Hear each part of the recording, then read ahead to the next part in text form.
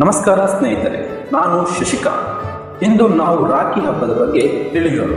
ಅಣ್ಣ ತಂಗಿಯ ಸಂಬಂಧವನ್ನು ಬಲಪಡಿಸುವ ರಾಖಿ ಹಬ್ಬವು ಭಾರತದಲ್ಲಿ ಬಹಳ ಮಹತ್ವವಿದೆ. ಇದು ಪ್ರತಿ ವರ್ಷದ ಶ್ರಾವಣ ಮಾಸದ ಪೂರ್ಣಿಮೆಗೆ ಆಚರಿಸಲಾಗುತ್ತದೆ.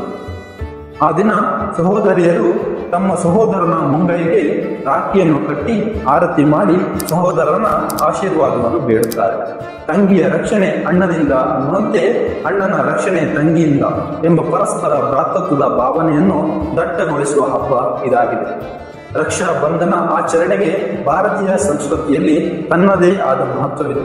ಪ್ರತಿಯೊಬ್ಬ ಸಹೋದರಿಯು ಸಮಾಜದ ದುಷ್ಟ ಶಕ್ತಿಗಳಿಂದ ರಕ್ಷಿಸೆಂದು ತನ್ನ ಸಹೋದರನ ಮುಂಗೈಗೆ ರಾಖಿಯನ್ನು ಕಟ್ಟುತ್ತಾಳೆ.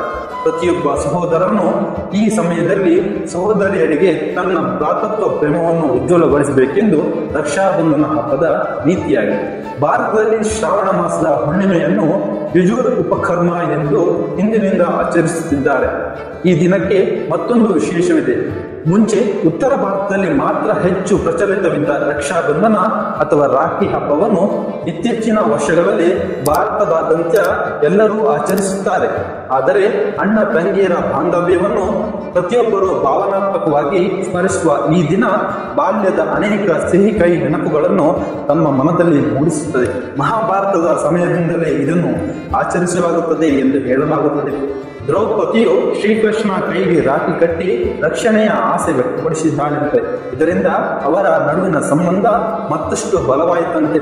ಹಾಗೆಯೇ ರಾಜ ಬಲಿ ಮತ್ತು ದೇವೇಂದ್ರನ ಪ್ರಸಂಗದಲ್ಲಿ ದೇವೇಂದ್ರನ ಅನುಗ್ರಹದಿಂದ ರಾಜ ಬಲಿಗೆ ತನ್ನ ಶತ್ರುಗಳನ್ನು ಜಯಿಸಲು ಸಾಕಷ್ಟು ಶಕ್ತಿ ಲಭ್ಯವಾಯಿತಂತೆ. ಈ ಕಾರಣಕ್ಕಾಗಿ ದೇವರಾಜ ಇಂದ್ರನ ಪತ್ನಿ ಸಚಿಯು ತನ್ನ ರಕ್ಷಣೆಗಾಗಿ ಬಲಿಯ ಕೈಗೆ ರಾಖಿ ಕಟ್ಟಿ ತಮ್ಮ ಪತಿಯನ್ನು ರಕ್ಷಣೆ ಮಾಡಲು ಪ್ರಾರ್ಥನೆ ಮಾಡಿದರಂತೆ. ಈ ಹಬ್ಬವು ಇಂತಹ ಕಥೆಗಳಿಂದ ಹೊಂದಿಕೊಂಡಿದೆ. ರಾಖಿ ಹಬ್ಬವು ಭಾರತದ ಬೇರೆ ಬೇರೆ ಪ್ರದೇಶಗಳಲ್ಲಿ ಬೇರೆ ಬೇರೆ ರೀತಿಯಾಗಿ ಆಚರಿಸಲಾಗುತ್ತದೆ. ಉತ್ತರ ಭಾರತದ ರಾಜ್ಯಗಳಲ್ಲಿ ಇದನ್ನು ಭ್ರಾತೃತ್ವದ ಹಬ್ಬವೆಂದು ಭಾವಿಸುತ್ತಾರೆ. ಹಾಗೆಯೇ ಪಶ್ಚಿಮ ಬಂಗಾಳ ಮತ್ತು ಒಡಿಶಾದಲ್ಲಿ ಇದನ್ನು ಮುಕ್ತ ಬಂಧನ ಮತ್ತು ಕರ್ವ ಚೌತ ಹಬ್ಬಗಳೆಂದು ವಿಶೇಷವಾಗಿ ಆಚರಿಸಲಾಗುತ್ತದೆ. ರಾಜಸ್ಥಾನದಲ್ಲಿ ಈ ಹಬ್ಬವನ್ನು ಹಿಮ್ಮುಖವಾಗಿ ಆಚರಿಸುತ್ತಾರಂತೆ. ಅಲ್ಲಿ ಬೆಂಗ್ಲಿ ಬಿಕೇನೆಯ ಪ್ರದೇಶಗಳಲ್ಲಿ ರಾಖಿ ಹಬ್ಬದ ವೇಳೆ ಅಣ್ಣ ತಂಗಿಯ ಬಂಧವನ್ನು ಬಲಪಡಿಸುವ ವಿವಿಧ ಆಚಾರ ವಿಚಾರಗಳನ್ನು ಮಾಡುತ್ತಾರಂತೆ. ಹಬ್ಬದ ದಿನ ತಂಗಿಯು ಪೂಜಾ ತಟ್ಟೆಯನ್ನು ತಯಾರಿಸಿ ಅದರಲ್ಲಿ ರಾಖಿ, ಕುಂಕುಮ, ಅಕ್ಕಿ, ದೀಪ ಮತ್ತು ಸಿಹಿ ತಿಂಡಿಗಳನ್ನು ಇಟ್ಟು ತಂಗಿಯು ಮೊದಲು ದೇವರನ್ನು ಪೂಜಿಸಿ ನಂತರ ಅಣ್ಣನ ಕೈಗೆ ರಾಖಿ ಕಟ್ಟುತ್ತಾಳೆ. ಅದರಿಂದ ಅಣ್ಣನು ತಂಗಿಯನ್ನು ಸದಾ ರಕ್ಷಿಸಿದನೆಂದು ಪ್ರಮಾಣ ಮಾಡುತ್ತಾನೆ. ತಂಗಿಯು ತನ್ನ ಅಣ್ಣನಿಗೆ ಸಿಹಿ ತಿನ್ನಿಸುತ್ತಾಳೆ. ಹಾಗೆಯೇ ಆಶೀರ್ವಾದವನ್ನು ಪಡೆದು ಇದೇ ಸಂದರ್ಭದಲ್ಲಿ ಅಣ್ಣನು ತಂಗಿಗೆ ಉಡುಗೊರೆಯನ್ನು ನೀಡುತ್ತಾನೆ. ಇದರಿಂದ ಅವಳನ್ನು ಸಂತೋಷಪಡಿಸುತ್ತಾನೆ. ನಾವು ಭಾರತೀಯರು ಸಂಸ್ಕೃತಿಯಲ್ಲಿ ಬಂಧುವಿನ ಬಾಂಧವ್ಯದ ಮಹತ್ವವನ್ನು ಒಪ್ಪಿಕೊಂಡಿದ್ದೇವೆ. ಈ ಕಾರಣದಿಂದ ಈ ಹಬ್ಬವು ಪ್ರತಿ ಕುಟುಂಬದಲ್ಲೂ ವಿಶೇಷವಾಗಿ ಆಚರಿಸಲಾಗುತ್ತದೆ.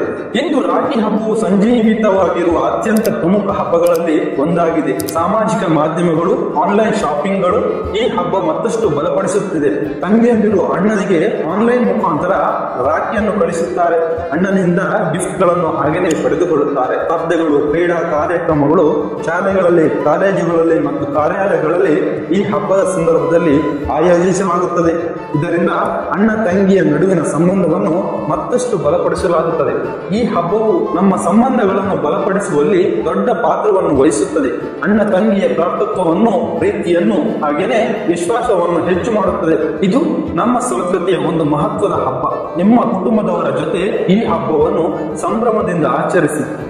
ಎಲ್ಲ ನನ್ನ ತಂಗಿಯಂದರಿಗೂ ರಕ್ಷಾಬಂಧನ ಹಬ್ಬದ ಶುಭಾಶಯಗಳು. ಈ ವಿಡಿಯೋವನ್ನು ನೋಡಿದ್ದಕ್ಕಾಗಿ ಧನ್ಯವಾದಗಳು. ನಿಮ್ಮ ಅನುಭವಗಳನ್ನು ಮತ್ತು ವಿಚಾರಗಳನ್ನು ಕಮೆಂಟ್ ಬಾಕ್ಸ್ನಲ್ಲಿ ಹಂಚಿಕೊಳ್ಳಿ.